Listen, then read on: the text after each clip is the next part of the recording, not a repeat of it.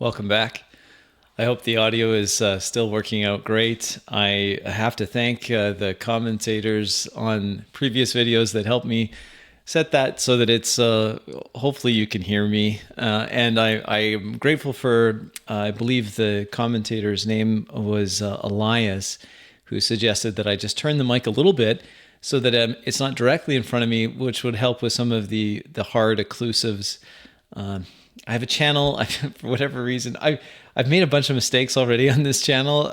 But I'm just doing it for fun, and I appreciate your patience. One of the things that has become painfully clear is that I've chosen a name for my channel, this C4 Crispy, and I want to talk a little bit about where the name comes from, just to let you in on a little bit of inside baseball. But also because I think it's a terrible choice for a name for a YouTube channel, but maybe that's part of the attraction. I don't know.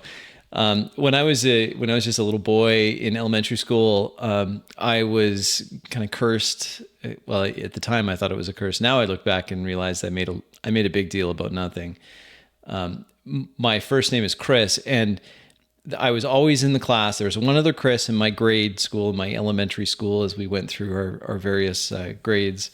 And his name was, his last name started with the letter N. Mine started with the letter P. So I was always known as Crispy.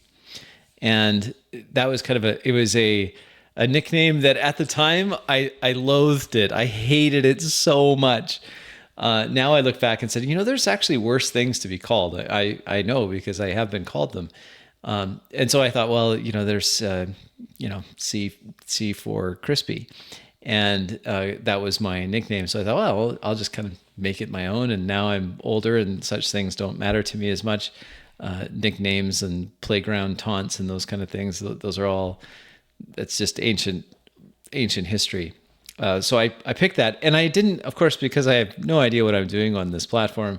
I didn't even think, like when I typed it in, I didn't think, oh, okay, it's not taken, great. But I didn't realize there's this big cooking channel, and I feel a little bad, like I'm trying to steal their thunder or something. Not like their subscribers are interested in what I have to say. I think the topics are pretty wide apart.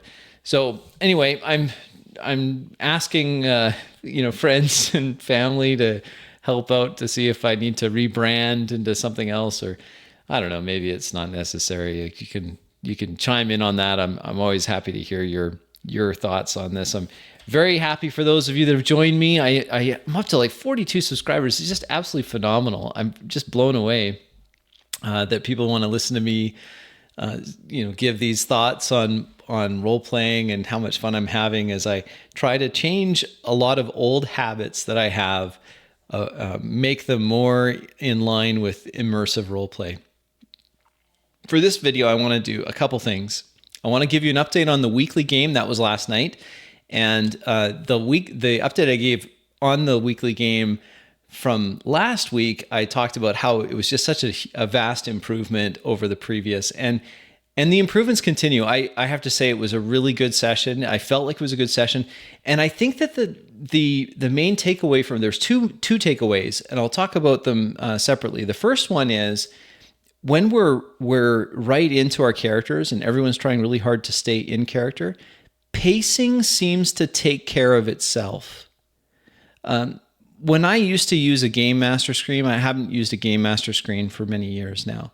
But when I used a game master screen, I had one post-it note that I would put up all the time. And it was just a note that said pacing with a number of exclamation points after it. Because I always felt like, boy, if things are... One of the things I took it upon myself as my responsibility as the game master or the dungeon master is that I wanted to make sure that the pace of the game fit with what was happening. So if it's a combat, then it should be, in my opinion, it should be fast. It should be exciting and lots of things happening, and players just barely able to keep a handle on all of the events as they transpire simultaneously. So there's that, and then there's also the pacing of, okay, now it's it's brooding, or I'm describing a creepy alleyway, and or a deep woods or something like that, and I'm going for more of an atmospheric feel, and so I'll slow the pacing down. Anyway, I used to spend a lot of time, I still spend a bit of time on this, but I spend a lot of time worried about the pacing of the game. What is this pacing? Is it fit with what we're trying to do, or is there a mismatch? And how can I fix that? But when everyone's in character and everyone is, at least from what I can tell, when the players are in character, the pacing seems to just be natural, and it doesn't.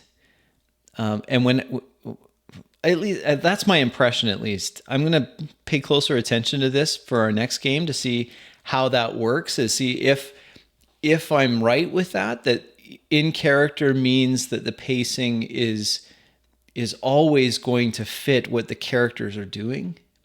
I'd love to hear your thoughts on that. So that was one of the takeaways. It seemed to work really well. There was a lot of fast action, and it seemed to, the game session crescendoed to a dramatic moment, a moment that I had not planned in advance. I'm still thinking, organizing my thoughts as to what I could share with you as to how my planning has changed. How I, as a dungeon master, or in the current setting that we're using, the Weird Frontiers, as the judge, how am I preparing for a role play focused game, a role play focused session? So I'm organizing my thoughts. I hope to have that in some semblance of order that I can give to you that makes sense. I'm not writing scripts, but I still need to get it straight in my head. So that was a word on pacing. And the other thing that came up was, and I'm not quite sure what to make of this. So I'll just explain what it was, and then you can chime in, hopefully let me know what you think is going on here. For the most part, we had 5 players. For the most part, everyone throughout the whole session seemed to know where they were in the world. And I felt, at least from my part, that my descriptions were concise, but detailed enough to give plenty of color and options to the players to interact as they saw fit. But I did get feedback from a player at the end, and because we do our kind of after action report. That was great. What happened? What do you think about this? Just talking out of character when the game session is essentially ended. And this player said, it would have been really helpful when those, when the bad guys, essentially, when they were streaming around the building and they were moving to flank us, if I had a better handle on, who was where and where I was, and I just wasn't quite sure if I was to the north or I was to the south. In my mind, and I can see where he's coming from, because I did watch a video by Rick at 28 millimeter RPG, and he had a good point. He said he described a room, and then he drew that same room fitting with the description that he gave 4 different ways. So 4 different players could imagine that description in quite dramatically different ways. Some of them weren't so dramatically different, but a couple were. And I think that's what happened here. I was a little disappointed because from my perspective, everything seemed to work. And I wasn't so concerned if someone was to the north or to the south or to the east or the west. Most of us get turned around quite easily. My wife and I were in a hotel, staying in a hotel over the weekend. We were out visiting family, and I had some business I had to do out of town. And for the first 2 or 3 times coming out of the hotel room, we walked the wrong way, not towards the elevators. Maybe you never have done that, but that happens to her quite often. And I have to admit to myself as well, I came out and kind of turned around as to where the elevators were relative to our room. It doesn't really matter if I know if it's east or west or north or south. It's more, where am I in the world relative to the other players, relative to what has been described to me. But it's maybe brings up another point that I wanted to mention, I focus in on being in character, and we're doing much better in the sense of, okay, is everyone ready? Okay, we're now going to begin. And then we're in character the whole time. Just as an aside, and if this is the first video you've clicked on, I have a tendency to do this. I'll be talking, and then all of a sudden I'll remember something. Oh yeah, I wanted to mention that too. So as an aside, I appreciated this past week. There were a couple times when players had to clarify out of character, either a rule or what something like, how do I do this? And it didn't break immersion really for us, because they acknowledged it first. They're like, they weren't, it's not that they were being apologetic about it. They just said, I have a brief out of character comment. And then they made their comment, and then we were right back into it. And that seemed to work okay, because it was the exception. It wasn't the rule. I think the problem we were having before is that was speaking out of character was the rule, and actually speaking in character was the exception. So back to what I was saying earlier, I can see how it's really important when being in character to make quick notes, to draw a simple diagram or something as a player, to make sure that you have a rough idea as far as and it doesn't have to be accurate down to GPS coordinates or anything of the sort. And that's not what this player, to be fair, that's not what this player was asking for. What he was saying was, it would be very helpful if you just even a rough diagram, like a couple squares on a piece of paper, like this is where the house is. But I also don't want to get into the trap of providing more information than what the character actually would have. And the setting of last night's game was during a thunderstorm in a Wild West frontier town. Lightning, thunder, torrential rain coming down at night. The light sources are not everywhere. They're sneaking around. So it'd be easy to get turned around. Then a massive explosion and a pandemonium as fire brigades rush towards a burning warehouse, and others investigate a house, and others. So there's a lot of things going on all at once. But I think that the takeaway there is that players should be encouraged, and I can encourage my players better to make notes. Like, so just draw out a little, even just a tiny little diagram. Here's where you are, here's the other, and just so there's some reference points. I'd rather not spend my prep time like I used to do, where I would spend a couple hours at least a week just preparing maps.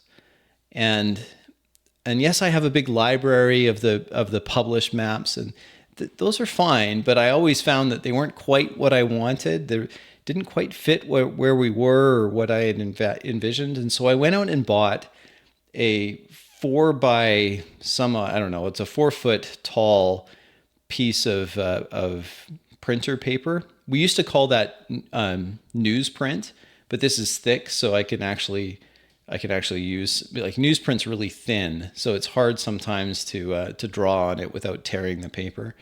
And so I bought this big roll, and I would roll out enough to cover the table, and then I would be drawing on it and doing all of this work. And it's not that wasn't fun. It's just it was a huge amount of time to get that done, and I don't feel the need to do that anymore. And aside from that comment last night that, hey, I didn't really quite understand where we were at this point, which is good feedback for me. I appreciate it.